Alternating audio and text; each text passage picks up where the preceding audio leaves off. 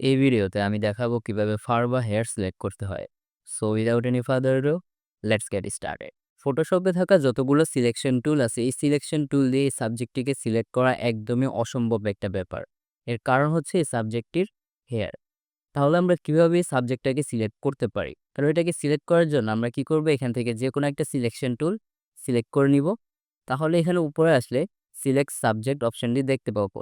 যাদের এখানে select subject অপশনটি নেই, তারা কি করবেন, সিলেক্ট অপশনে যাবেন, এখান থেকে সাবজেক্ট।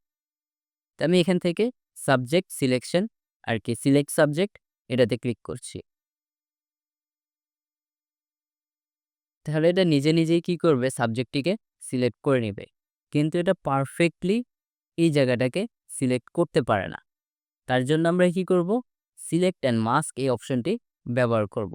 যাদের এখানে এই অপশনটিও নেই, তারা আবার সিলেক্ট অপশনে যাবেন, এখান থেকে সিলেক্ট অ্যান্ড মাস্ক। শর্টকাট হচ্ছে অল্ট কন্ট্রোল আর। তো আমরা এখান থেকে সিলেক্ট অ্যান্ড সাবজেক্ট অপশনটিতে ক্লিক করছি। এখানে ক্লিক করলে এরকম একটা নতুন ইন্টারফেস আসবে। তো প্রপার্টিস প্যানেলে আসলে আমরা এখানে ভিউ মোড দেখতে পাবো। এছাড়াও কিছু এখানে টুলস আছে যেগুলো আমরা ব্যবহার করব। তো বাম পাশে আসলে আমরা এখানে মোটামুটি 7টা টুল দেখতে পাবো। একেকটা টুল আমরা যদি এখানে মাউসের কার্সারটা রাখি তাহলে এটার নাম শো করবে। এটা হচ্ছে কুইক সিলেকশন টুল, এটা হচ্ছে রিফাইন এজ ব্রাশ টুল, এটা হচ্ছে ব্রাশ টুল, এটা হচ্ছে অবজেক্ট সিলেকশন টুল, এটা হচ্ছে লেসো টুল, আর এটা হচ্ছে মেবি পলিগন টুল। আর এটা হচ্ছে আমাদের হ্যান্ড টুল, এটা হচ্ছে আমাদের জুম টুল, শর্টকাট হচ্ছে জেড। হ্যান্ড টুলের শর্টকাট হচ্ছে এইচ। এগুলোর শর্টকাট আমার খেয়াল নেই, আপনারা মাউসের আইকনটা এখানে রাখলে এখান থেকে এটা শর্টকাটটা শো করে।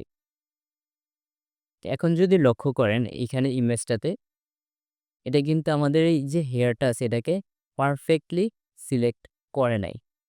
তো এটাকে আমরা কিভাবে ফিক্স করব, তার আগে এখান থেকে আমরা ভিউ মোডটা পরিবর্তন করে নিই। ভিউ মোডটা আমি মোস্ট অফ দ্য টাইম এটা ইউজ করি, ওভারলে।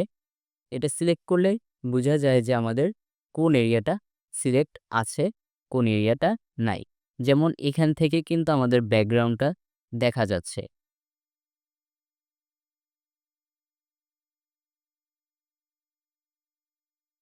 আমরা কি করব, এই যে ব্যাকগ্রাউন্ডটা আছে হেয়ারের এখানে, এটাকে সরিয়ে ফেলবো। এটা করার জন্য এই যে রিফাইন ব্রাশ টুলটি সিলেক্ট করব, দেন আমরা জাস্ট এখানে সিম্পলি পেইন্ট করব। তাহলে এটা কি করবে, অটোমেটিক এই যে ব্যাকগ্রাউন্ড আছে এটাকে সিলেক্ট করে নিবে।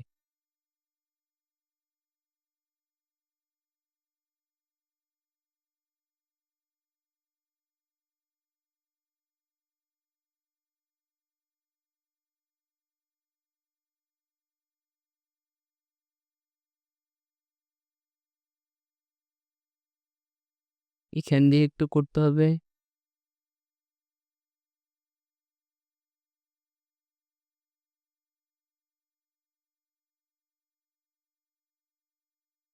এখন আমি আবার ভিউ মোডটা পরিবর্তন করে ব্ল্যাক অ্যান্ড হোয়াইট করে দেখছি। এখন যদি দেখেন আগের থেকেও ভালো একটা রেজাল্ট আসছে। এখানে আসলে কিছু প্রপার্টিজ দেখতে পারবেন। এটা হচ্ছে রেডিয়াস, এটা হচ্ছে স্মুথ, এটা কি পরিমাণ স্মুথ হবে এই এজগুলো ওইটা।